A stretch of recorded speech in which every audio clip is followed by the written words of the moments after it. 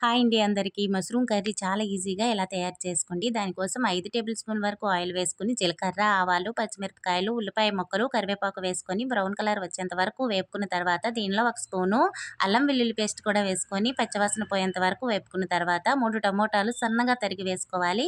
టమోటాలు మగ్గడానికి కొంచెంగా సాల్ట్ వేసుకొని మూత పెట్టేసుకోండి. 2 నిమిషాలు మెత్తగా మగ్గిన తర్వాత దీనిలో కట్ చేసి పక్కన పెట్టుకున్న మష్రూమ్స్‌ని వేసుకోవాలండి.